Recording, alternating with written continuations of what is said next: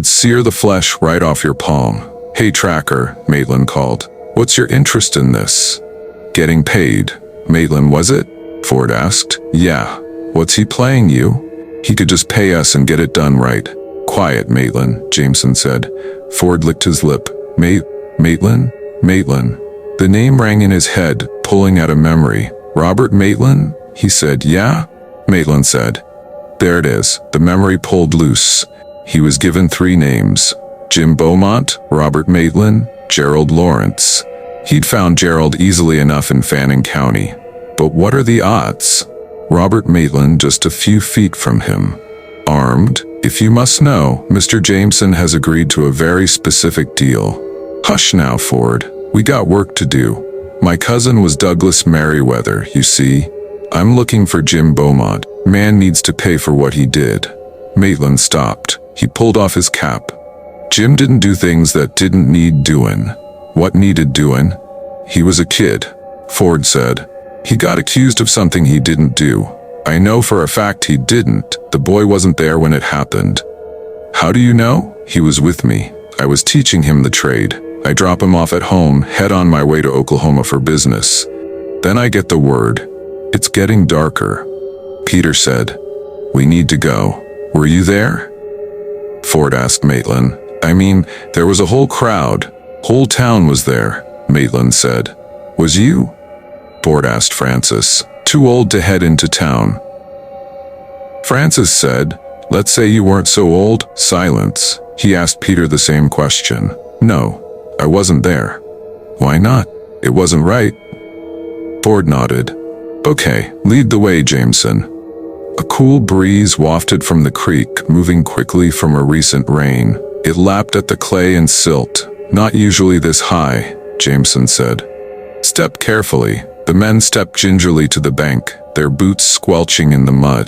A small stream, flowing through a part in the trees opposite of them, emptied into the creek. "You go up that runoff," Jameson said. "It winds for a bit.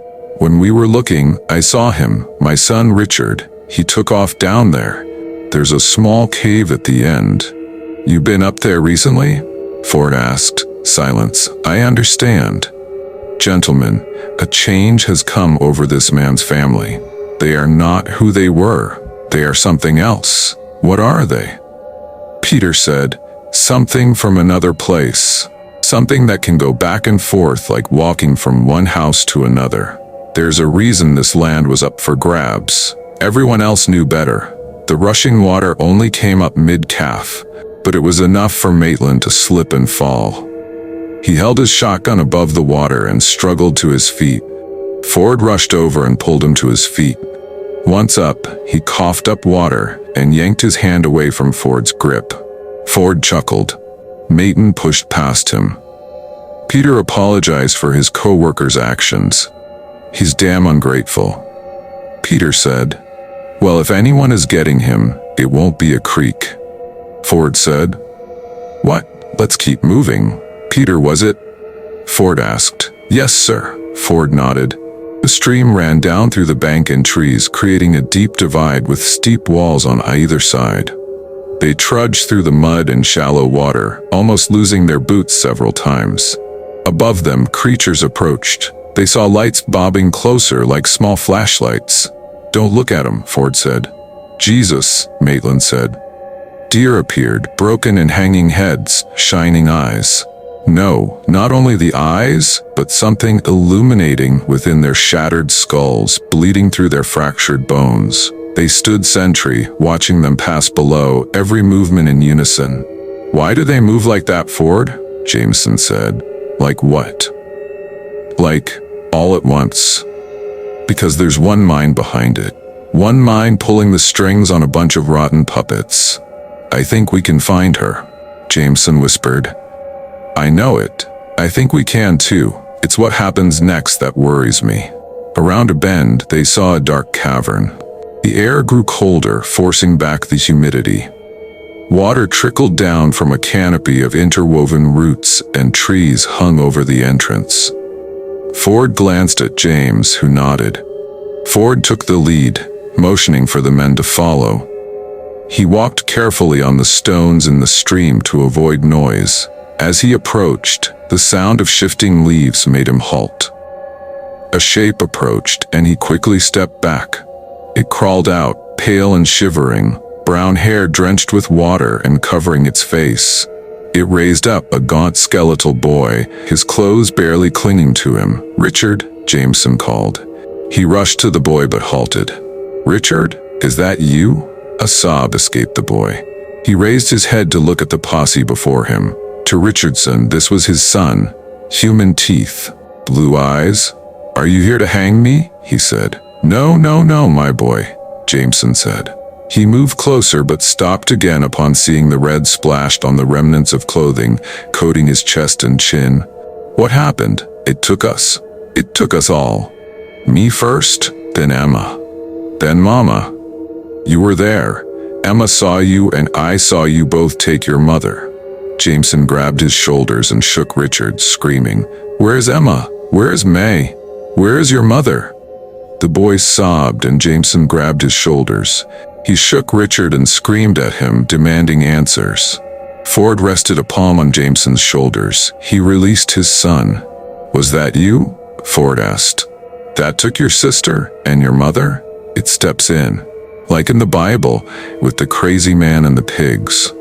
It takes you over, but only for a bit. It's kept us here months. Months it was to be. Jameson told Ford it had only been a short period, barely 1 month, but the boy's starved frame told a different story. Time was passing differently here. It keeps us hungry. Then when we can't stand it, it takes pieces of itself, of its own flesh, and tries to feed you. Mama was dead. I keep trying to stay strong, but Emma ate. It changes you. How? Ford said. It makes you like it. Your eyes shine and can do things like you're an animal. If you won't change, if you won't eat, then you only have one purpose left. Behind them, a tree limb cracked. What's that? Bait. Francis never had time to scream. A shape dropped on him and brought him onto the ground. The creature threw its head onto Francis' neck and tore away flesh. Blood showered the pale clay and rock, dyed the stream red. Maitland cried out and Peter leapt back. "Emma!" Jameson screamed. The girl chewed, her eyes moving from one person to another, like a cornered wolf. Considering its next move. Attack? Run? Her eyes glowed like the deer. Her smile was far too wide. Shoot her. Ford yelled. Jameson leaped in front of his daughter, who remained crouched on the dying body of Franix, clinging to her meal. She growled and ate, forcing down the raw flesh. Then, in a blink, she was on her father and, as like Francis, took his throat between her teeth. Peter shook off the shock and raised the gun for only the girl to escape into the canopy above, her ragged white dress billowing like wings. Jameson lay in the creek bed, unmoving. "Oh fuck, Petter said. "He was dead already," Ford said. "Keep an eye out. She isn't far. Behind, in the canopy," the girl giggled. Then her laughter came from the left, hopping from tree to tree, circling them. There was another sound, another laugh. He looked at Richard, who wiped away moonlit tears as he laughed. His eyes were utterly expressionless, like a ventriloquist dummy. The corners of his wide lips split like a Glasgow smile, teeth sliding from his gums. His eyes clouded over. Ford aimed his pistol and severed the connection with the master, and the boy dropped into the mud, his life swirling into his father's, into Francis's. "What we have to do?" Ford's eyes went wide. Maitland aimed his shotgun at him. "You ain't going after Jim." Maitland said, "Here's a much bigger threat than Beaumont getting what's coming to him. You ain't murdering Jim." "It ain't murder, it's justice." "Douglas, that was murder." "Drop that gun and step back," Maitland said. "Or I'll shoot your ass down right now." "What about her?" Ford nodded to the darkness behind Maitland. "Shit." He turned around, nothing. Ford pulled his pistol and fired, shooting Maitland in the leg. He dropped the shotgun before dropping himself to the ground, screaming. Peter snatched the shotgun and pulled it away. More bait it seems, Ford said. Maitland groaned, grasping his leg. Peter caught the eyes first, the twin orbs of white light moving closer and closer to them. It's her, Peter said. It is, Ford said. What do we do? She leaped onto Maitland, who clawed at her and fought the girl. She pushed his head deep into the silt until he gurgled through the water, filling his mouth and nostrils. Ford stepped closer and raised his weapon and fired a single shot at her head. The glow left her eyes. The deer wailed, many resuming beating their heads into trees. Ford motioned for Peter and started walking down the stream, sidestepping the bodies along the way. He glanced at the girl and shook his head. We need to get across the creek. Get out of here quick. Peter clutched the shotgun and chased after Ford. Behind them, the wails continued, cycling through the deer and the birds and any and all manner of animal life. As they tore through the woods and approached the stable, some of the horses cried. Rose, Ford said, rushing into the stable. That single mind only penetrated the brains of two horses. Rose remained herself, huddled near another horse, equally shaken at the madness of the others. We're taking these both, Peter. Rose was ready for the road. Peter walked out the open door of Jameson's manor, sacks filled with whatever food he could find, plus some clothing he hoped would fit. Ford stroked the neck of his horse. They didn't spook you none, did they? He whispered. I found some food. We can split it, Peter said. He dropped the bag at Ford's feet. You got kids, Peter? No, I ain't got nobody. So, what do we say? We have to tell someone. Jameson didn't care for the fact that a black man was saving him. I doubt he told many people. You said you don't have anyone. We're just ghosts flitting from one graveyard to another. What about Mr. Beaumont? I'll make a few stops. I had leads, I just needed some confirmation. Peter mounted a horse from the stable. He freed the rest. They were quiet now, but they stayed in the barn. Still say we should have taken the Studebaker. Peter said, this is better. Listen, I got a bounty in Oklahoma. A job that needs doing. A monster, if you can believe it. I can. We just dealt with two. Ford laughed. Monsters? No, these were an inconvenience. What awaits out there? Now that is a monster. Well, beats picking cotton for Mr. Jameson. Excellent. Ford mounted his horse. But first, let's pay a visit to Mr. Beaumont. You want to see it, don't you? Anyone who hears the story does. You'll travel far. The thick brush will obscure the cemetery, kudzu wrapping around the wrought iron fencing. You'll find the grave far beyond the cemetery fence, deep in the trees. You might mistake it for a boulder, lichen coating the mount of stone and concrete heaped upon it. But move closer. Look at the bent ends of rebar jutting up from it. If you can, read the writing, the simple epitaph on the gravestone. Here it lies, and God help us, here it will stay. The coin called to her, in a voice cool and smooth. A small circle of gold, the images and writing worn down to smooth smudges like scar tissue. The coin whispered when she had to choose between the water bill and the electric. The coin cried out when she begged the landlord for another extension. Now, on the verge of losing everything, the coin begged her, find the others. Do what no one else in your family could. Jocelyn Alameda heard the tales since childhood. Her father often talked about the treasure, and how their salvation could be carried out of a cave in the Guadalupe Mountains. A place where gold and riches had been stashed, a place guarded by a monster, so the stories said. Many had been in there, but only the empty-handed ones ever returned. An hour drive from their home in Trail's End, a tiny community on the outskirts of Orla TX. When things crumbled, her father went in search of the coins, and like so many before, returned in a box. They found his body feet from the cave entrance with a single coin clutched in his white knuckle grip, always one coin. They could ignore the stories, scoff at the wives' tales of the cave and the snake guarding it, but they always had one coin. One single shining piece of gold. The cave only left them just enough. The serpent only allowed a taste. The Alamedas made Texas their home for generations, and they knew the mountains well. They knew it before the national park. They knew it before Texas. Her grandfather claimed they were there when the Spanish fought the Mescalero Apache, when her ancestors desecrated a sacred place. The coin. During the Great Depression, her great-great-great-grandfather went in search of the treasure. They say he almost made it to the light. He tossed out a single coin, and her great-great-grandfather picked it up, listening to his father's screams dissipate in the darkness.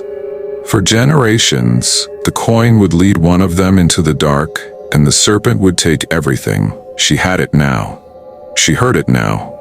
Jocelyn Alameda, 43 years old and struggling. Jocelyn Alameda, the matriarch by default with a son to feed. Jocelyn Alameda, one of the last in her line, going in search of treasure. Far from the trails, far from the paved roads and tourists, Seichi loomed, but the cave sat in the shadows. Under a broiling sky, the sun bore down without a single cloud for respite. The world raced forward, technology creating an escape into virtual worlds, innovations to keep power grids ebbing along, a futile attempt to save a burning world. In Trail's End, there was no innovation. There was only the slide. The rough but steady slide into the past. The slightest pressure brings down the grid. Jocelyn hadn't even dared to turn on the TV in months. She honestly couldn't tell you if her phone or computer could even power on. The internet was spotty on a good day. All the electricity put into the window unit, keeping it set to the high 70s so it wouldn't burn out, so the house was livable. Even worse than the heat was losing the fridge and what little she can scrape together. When you live in the twilight between a dying world and a rebirth, you learn what you can live without. Morning now. The sun wasn't up, but Jocelyn was. She snuck to the front porch and sat with a glass of water. The sun glowed in the east. There was silence. She wouldn't turn on the AC unit until Matthew woke. She enjoyed a short-lived breeze. 2040 was ending. 2041 only days away. She thought of the cave. She considered digging into her underwear drawer to find the coin stashed in a Crown Royal bag. Could they start the new year in another place? Could they travel to Minnesota and have a home? Her phone buzzed. Frederick, her last friend in Trail's End. A little early for a call? What's up? They voted. It's over, shit. The rumors were strong. As people left, the state would be shutting down the grid access to small towns, Trail's End included, siphoning all power to the bigger cities. Her chest ached, her stomach turned. How long? Jocelyn said, days, if we're lucky. On cue, the wind kicked up, decay riding it. The stench came from next door, likely, the house with the black X the door. Someone inside was dead. Jocelyn usually worked fast. The city paid her to move the bodies and notify next of kin. But something about the house, the tiny stucco and plaster structure, a bad imitation of adobe, made her uneasy. Rattlesnakes weren't unheard of in Trail's Ends, but the one curled on the concrete steps the morning she arrived to retrieve the body unnerved her. It watched, never rattling, just watching, like it knew her, like it expected her. She called her work and said she took care of it. Her boss asked where she'd buried the woman. With the others, she said. He said she did good, but this would be her last check. Losing the grid shouldn't have shocked her. They were shutting things down left and right for the last 6 months. The library, city hall, garbage and sewage, all of it dark. She alerted the family, but those emails were unanswered. Was she alone in the world? The heat broke families gradually. The ones who could leave left. Travel, as it were, was non-existent. You found a place to settle and did what you could to keep it cool. You stayed inside. She barely recalled the pandemic from her childhood, but it sounded a lot like it was now. I don't have many leads, but we can travel together, Frederick said.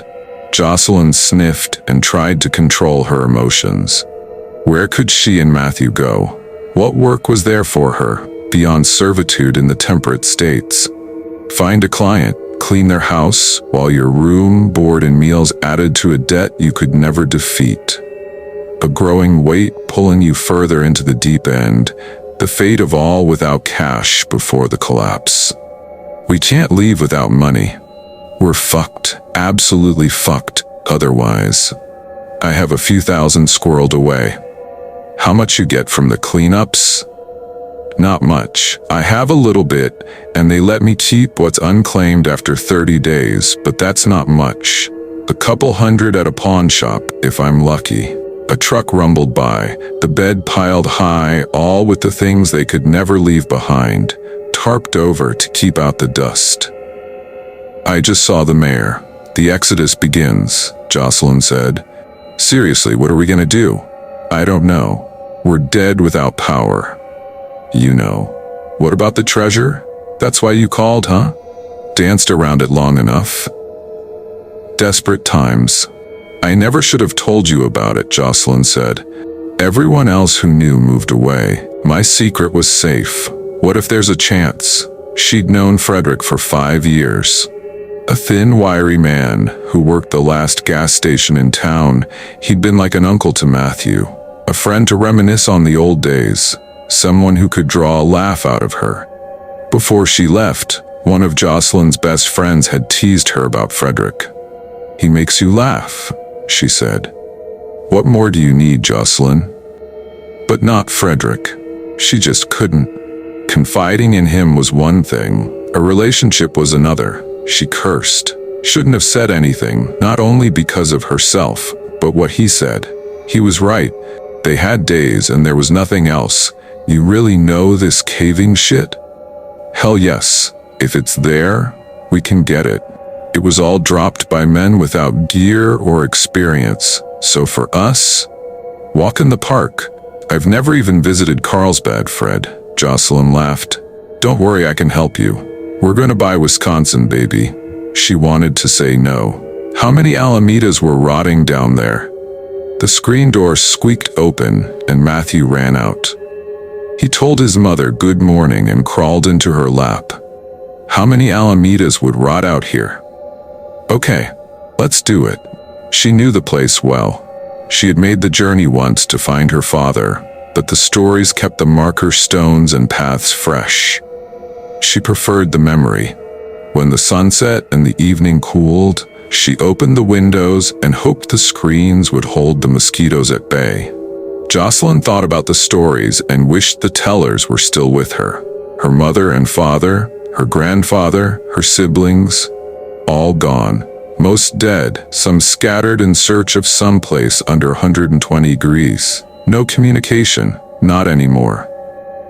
The last storyteller then. She told Matthew the stories each evening, about the Alamedas, about his father and her own, of meals and laughter and adventure and treasure, especially that. It was a distraction from the unrelenting heat until he could fall into a sweat-soaked sleep. It's guarded by a snake? Matthew asked once. Yes. She brushed his black, shoulder-length hair from his face and pulled a sheet over his feet. No matter how hot the room grew, he insisted his feet be covered. Jocelyn was the same. Some fears can never be shaken. What kind? A rattlesnake. The biggest there ever was. Cool. He smiled. Jocelyn laughed and sat on the floor by the bed. What story do you want to hear next? He had looked at her with brown eyes like hers, but somehow his shined. She never knew where the light behind them came from, and could never give herself credit for it.